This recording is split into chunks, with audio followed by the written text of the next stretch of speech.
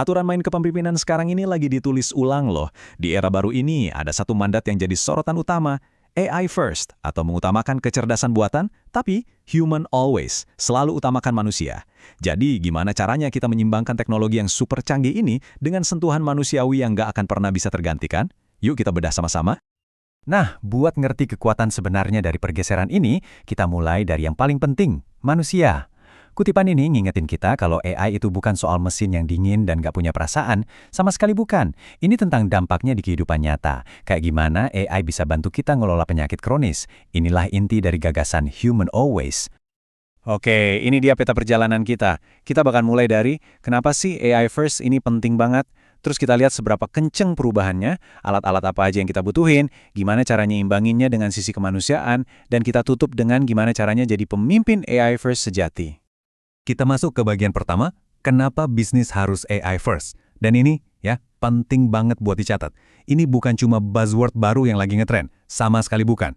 Ini tentang cara kita mikirin ulang bisnis dari akarnya, secara fundamental. Dulu kita kenal era cloud first, mobile first, ya kan? Tapi ada beda yang krusial banget di sini. Paradigma yang lama itu ngelihat teknologi cuma sebagai alat yang kita pakai. Nah, mandat yang baru ini ngelihat AI sebagai kekuatan yang mengubah segalanya, yang ngebentuk strategi kita. Ini bedanya tipis, tapi dalam banget.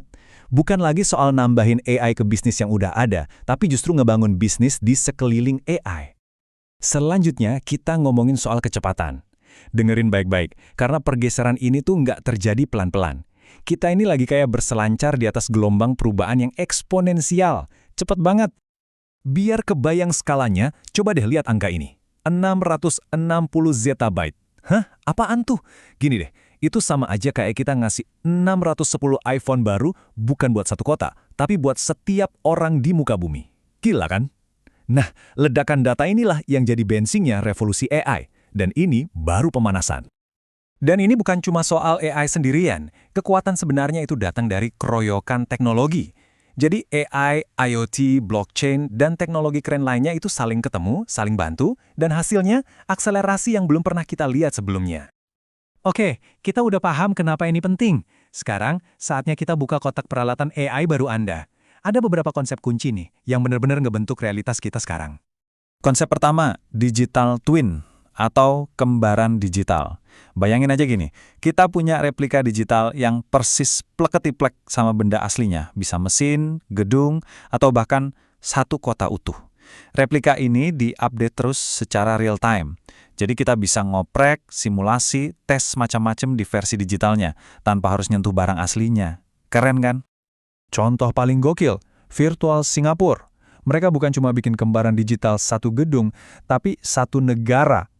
Coba bayangin, mereka bisa simulasiin semuanya dari macetnya jalanan sampai efek gedung baru.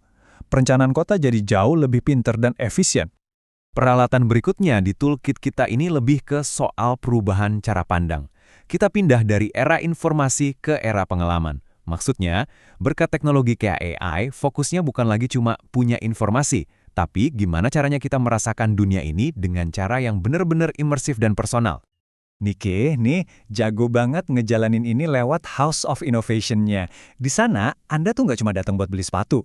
Anda bisa pakai augmented reality buat lihat sepatunya langsung nempel di kaki Anda, atau bahkan desain sepatu sendiri. Pengalaman belanjanya itu sendiri yang jadi produknya. Keren.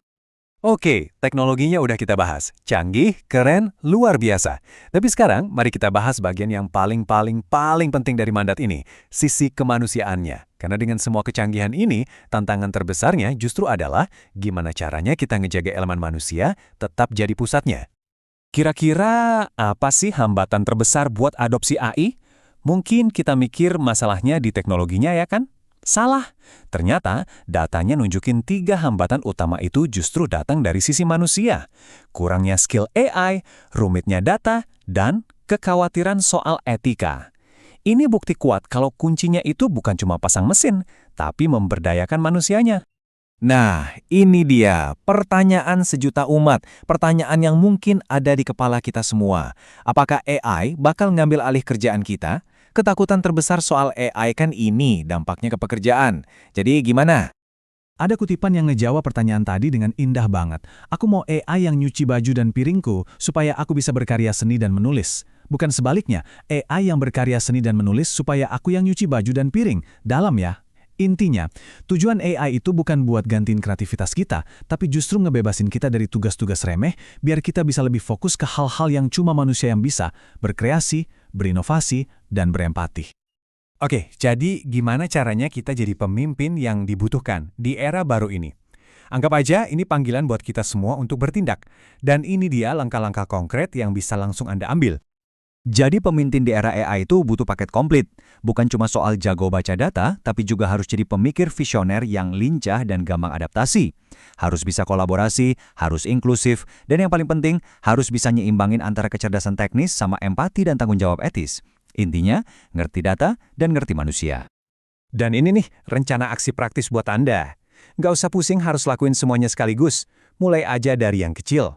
Pertama, coba deh cek dulu, audit kesiapan AI di tempat Anda. Abis itu, ajak tim buat belajar bareng soal AI tiap minggu. Terus, pilih satu aja proyek percontohan kecil buat ngebuktiin hasilnya. Pelan-pelan bangun ekosistemnya, dan jangan lupa ukur terus dampaknya. Anggap ini kayak starter pack buat memulai perjalanan Anda.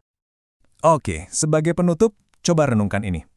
Ancaman sebenarnya itu bukan AI-nya, bukan teknologinya. Ancaman terbesarnya adalah kita nggak mau beradaptasi. Jadi pertanyaannya sekarang bukan lagi apakah AI akan mengubah cara kita memimpin, tapi bagaimana Anda akan memakai AI untuk memimpin. Jadi, Anda siap?